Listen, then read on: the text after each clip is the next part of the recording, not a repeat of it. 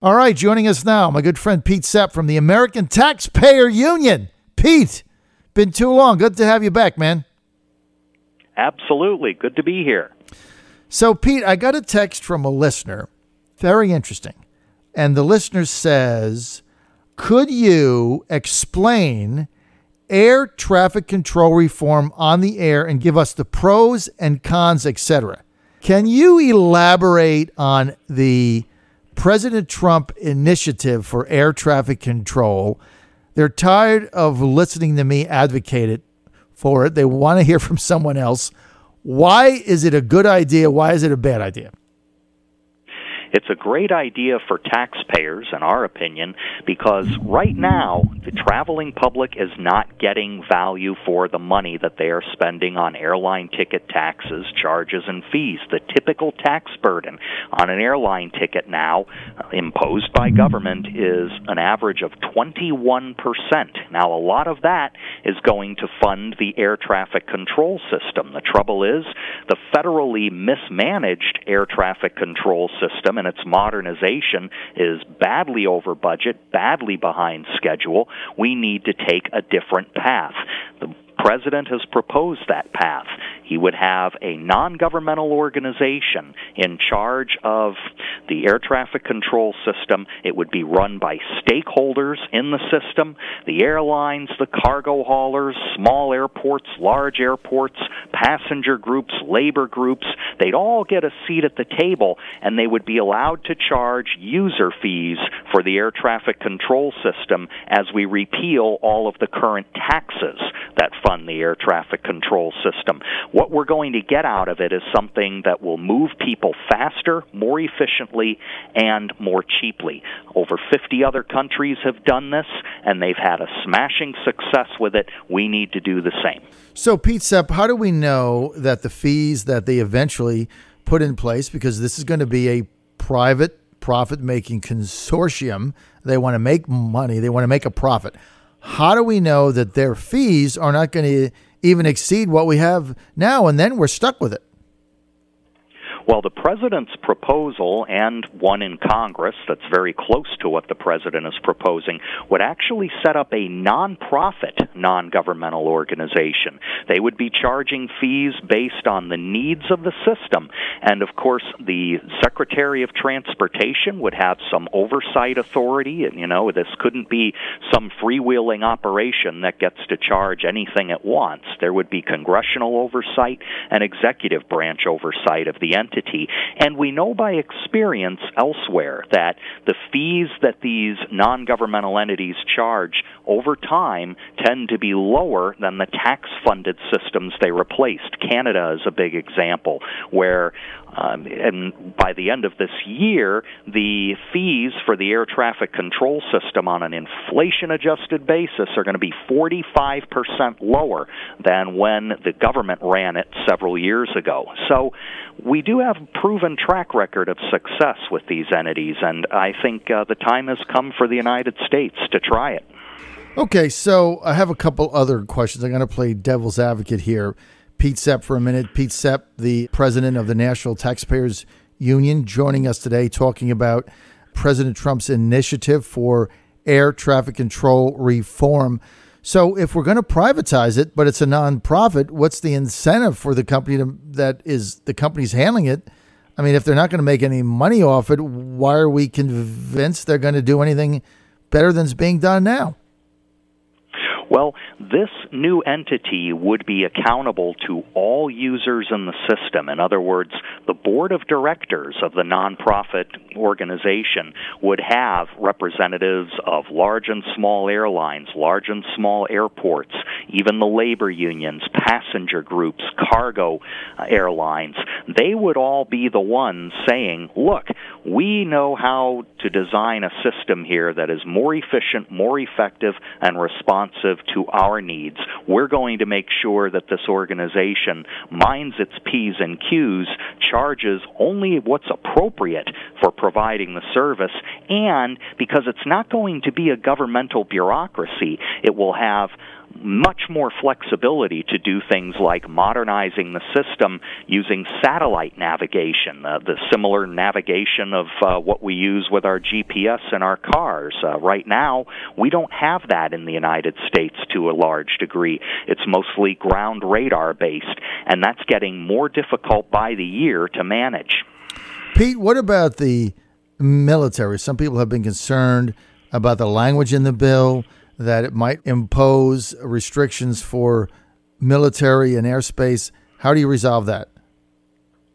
Yes, the military is actually provided for much better in this bill than the one that was introduced in the previous Congress. President Trump's plan has a very similar proposal in it, which allows the military a lot of flexibility in case there's ever a national security emergency or some other kind of concern.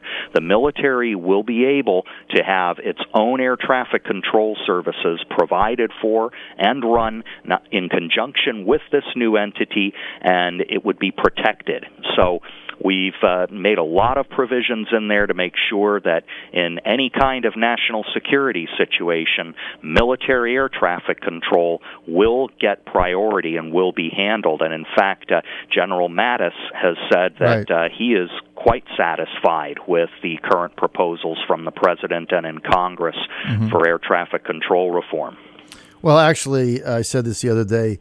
The White House actually sent me a copy of a letter to Congress that General Mattis, the Secretary of Defense, had written saying that he was fine with it as far as the military is concerned. So hopefully he put that to bed. Now, Pete, I've also received some feedback from my listeners who own private aircraft who said, yeah, this is fine, for the big airlines and et cetera. But those of us that fly private aircraft, we're going to get hammered. Our costs are going to go up dramatically, where it's going to make it difficult for some of us to even fly the private aircraft that we have. How do you respond to that?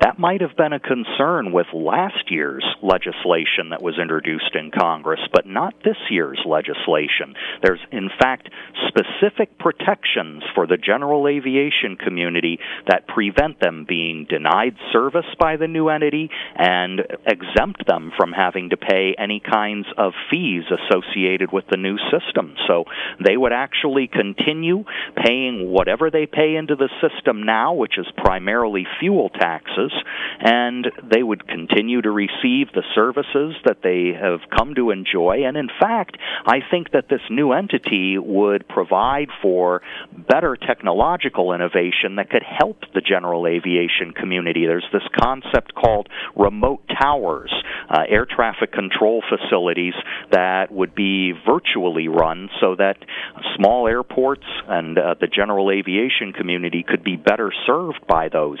The current Federal Aviation Administration has dragged its feet implementing remote towers. Under this new entity, I think we'll see that technology put into place much more quickly.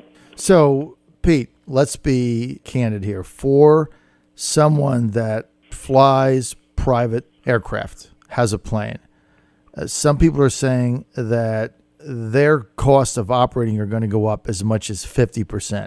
True or false? False.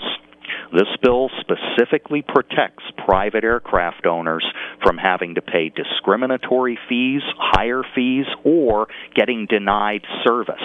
So for the first time, actually, the legislation in Congress for this air traffic control system reform would specifically protect general aviation users from getting denied service under the air traffic control system. Right now, they can be denied service, and they often are in busy corridors.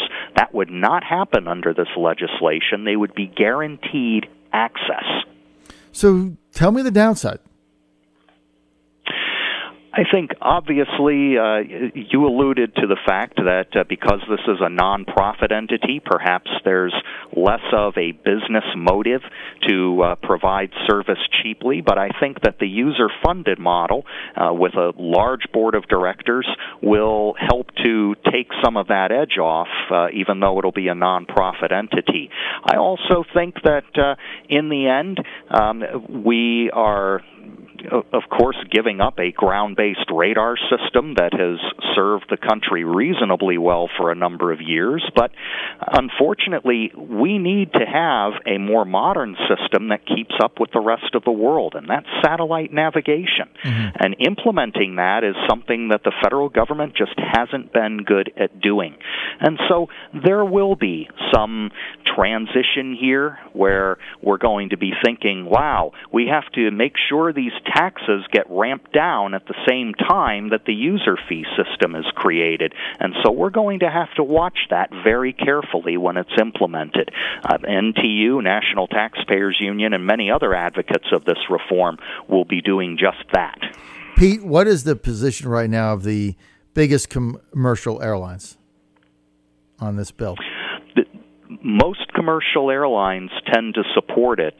Until recently, Delta Airlines opposed the current legislation in Congress, but once the president joined in and came up with a very similar plan of his own, Delta Airlines decided, hey, this is the year that it may happen, and we want to be sure that we have a seat at the table when this new entity is created. Right, jump on the bandwagon. Pete, we're out of time. I want to thank Pete Sepp from the National Taxpayer Union. We've been discussing the president's proposal for reforming and revamping the air traffic control system, taking it away from the purview of the government and putting into the entity of private enterprise under a nonprofit structure. I'm in favor of this, Pete.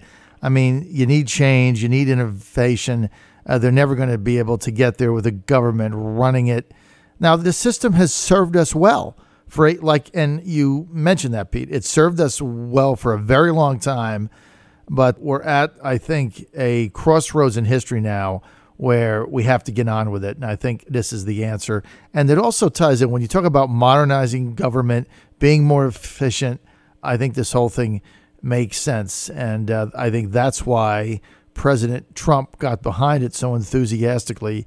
Air traffic control reform. Pete Sepp, thanks for being with us, man. My pleasure. Take care.